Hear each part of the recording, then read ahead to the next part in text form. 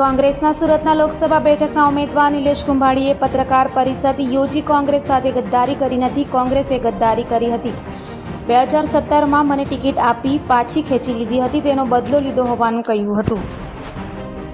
સુરત લોકસભા ચૂંટણીમાં high voltage drama સર્જનાર કોંગ્રેસના ઉમેદવાર નિલેશ કુંભાણી છેલ્લા 22 દિવસથી ગુમ હતા. ત્યારે મોડી સાંજે સામે મીડિયા સમક્ષ હાજર થયા હતા અને તેમણે કોંગ્રેસ પર આક્ષેપ કરતા કહ્યું હતું કે મેં નહીં, કોંગ્રેસે મારી સાથે ગદ્દારી કરી છે. જો કે વધુમાં એમ પણ કહ્યું હતું કે મારે ભાજપ સાથે કંઈ લેવા દેવા નથી.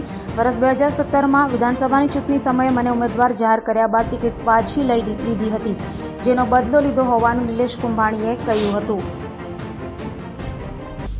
ચૂંટણી હતી, કોંગ્રેસ પરિવાર જોડાયેલો હતો. મારા નિવેદનથી કોંગ્રેસને કાંઈ નુકસાની ન જાય એટલા માટે હું ચૂપ હતો. તમને પણ ખ્યાલ છે આ પરેશભાઈ ધાનાણીની મર્યાદા નડતી હતી, શક્તિસિંહ ગોહિલ સાહેબની મર્યાદા નડતી હતી. એટલા માટે મારા નિવેદનથી ચૂંટણીનું રિઝલ્ટ આ ચૂંટણી પતે પછી મારે હાજર થવું હતું.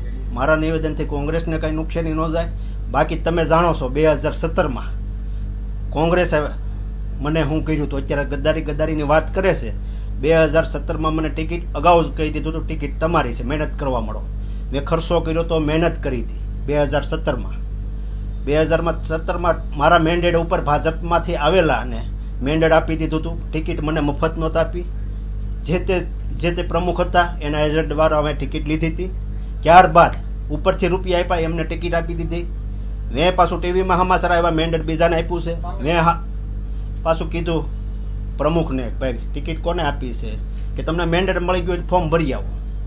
તો આમ જનતા પાર્ટી મારી સાથે હતી. 20,000 લોકોને લઈ અને હું ફોર્મ ભરવા ગયો. ત્યારે ફોર્મ ભરવા ગયો, પૂછીને જાઉં છું, છેક કલેક્ટર ઓફિસે પહોંચ્યો ત્યારે મને કહે હવે તમે પાછા વળો.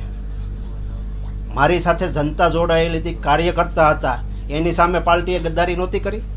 અત્યારે ગદ્દારીની વાત કરે, હું ચૂપ બેઠો હતો. આમ જનતા પણ જાણે છે કોંગ્રેસની કાર્યાલય 24 કલાક હું ખુલ્લી રાખી છે. અહીંયા કોંગ્રેસના કોર્પોરેટરો નહોતા, કોંગ્રેસના પ્રમુખને પણ રાજીનામું આપી દીધું. તો એક પણ પ્રમુખ કોંગ્રેસનો નહોતા, વોર્ડ પ્રમુખો નહોતા, કાર્યકર્તાઓ ખાલી કાર્યકર્તાઓ હતા, હોદ્દેદારો નહોતા, કોઈ કોર્પોરેટર નહોતા. જ્યારે કોરોના આવ્યો ત્યારે કોંગ્રેસને ઉજળી રાખવા માટે મેં કોંગ્રેસના નામે આઇસોલેશન વોર્ડ ખોલ્યો હતો. રસોડું કોંગ્રેસના નામે 24 કલાક ખોલ્યું હતું.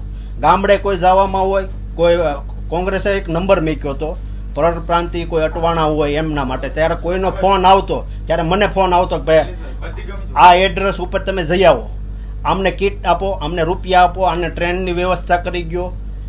કોઈને સૌરાષ્ટ્રમાં જવાનું હોય ત્યારે બસની વ્યવસ્થા, એ વ્યવસ્થા બધું કોરોના કાળમાં હું કરતો, ત્યારે કોંગ્રેસના નામે કરતો. અહીંયા કોંગ્રેસમાં અત્યારે જે 5 જણા છે વિરોધ કરવાવાળા, એ ચૂંટણી ટાઈમે વિરોધ કરશે, ચૂંટણી ટાઈમે કામ કરશે, બરાબર, વિરોધ કરવાનો. બાકી તમે આ વિરોધ કરવાવાળા હતા એને તમે જોઈ લેજો.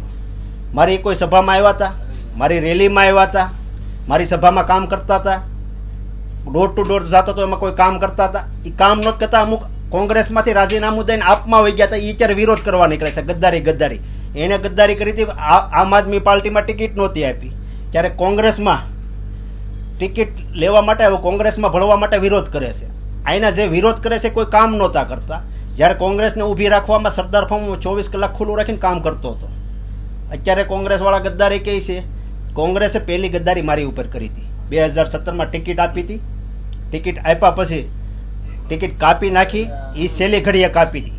અત્યારે મારે આ કોંગ્રેસ સાથે કરવાનું જ નહોતું, પણ મારા કાર્યકર્તાઓ જે ટેકેદારો છે, ઓફિસનો સ્ટાફ છે, મારે કાર્યકર્તાઓ છે, એ નારાજ હતા કે ભાઈ આ એક પણ અહીંના પ્રમુખ બનાવે, વોર્ડ પ્રમુખ બનાવે, બહારના લઈને બનાવડાવે. વોર્ડ પ્રમુખ કામ કરે ને બીજા પાસે કામ કરાવડે, કામ કરે ને. અહીંના કાર્યકર્તાઓને કામ કરવું હતું, પણ અહીંના બની બેઠેલા 5 નેતાઓ છે એને કામ કરવું નથી ને કામ કરવા દેવું નથી. આમ આદમી પાર્ટીના નેતાઓ કે કાર્યકર્તાઓ અમારી સાથે કામ કરતા હોય, કે અહીંના કોર્પોરેટરો કે વિરોધ પક્ષના નેતા કામ કરતા હોય તો એમનો વિરોધ કરે કે એમને તમે શું કરવા સાથે રાખો છો, એમના ફોટા કેમ મારો છો, અમારા ફોટા કેમ નથી મારતા, અમને કેમ મારે. એટલે ભાઈ આપણા કોઈ અહીંયા ચૂંટાયેલા નથી, આપણા કોઈ હોદ્દેદાર નથી. હોદ્દેદારો જે છે એના કાયદેસર કોંગ્રેસના ફોટા મારીએ છીએ.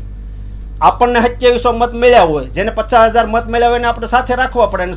ઇન્ડિયા ગઠબંધન છે એટલા માટે આપણે આમ આદમી પાર્ટી સાથે રાખવા પડે. આપણે એ સમજાવતા હતા કે ડોર ટુ ડોર જવું નહીં, વિરોધ કરે. આમ આદમી પાર્ટી કામ કરતા હોય તો એનો વિરોધ કરે. એટલા માટે પછી આ આપણે કરવાનું નહોતું, પણ મારે યારે જે ટેકેદારો છે એ બધા કોંગ્રેસી જ છે. આ બધા કે તમારા ભાગીદાર છે કોંગ્રેસના, ટોટલ અહીંના બધા મારી યારે ભાગીદારમાં જ છે. કોંગ્રેસવાળા, હું કોંગ્રેસમાં છું અને કોંગ્રેસ સાથે બધા કાર્યકર્તાઓ નેતાઓ અમે બધા ભાગમાં કામ કરીએ છીએ, એટલા માટે વાત કરે છે. બાકી બધા કોંગ્રેસના અહીંથી પ્રતાપભાઈથી લઈને કે અહીંના જે હોય બધા મારા ભાગીદાર જ છે, એમાં કોઈ કાંઈ વાંધો નથી. પણ કોંગ્રેસ જે ગદ્દારી કરવાની વાત કરે છે ને, એ કોંગ્રેસે પહેલી ગદ્દારી કરી હતી 2017માં. એટલે કોંગ્રેસે વિચારી લે 2017માં આપણે ભૂલ કરી હતી, આ કાંઈ મેં પહેલી નથી કરી, પહેલી ભૂલ કોંગ્રેસે કરી હતી, એટલું યાદ રાખે.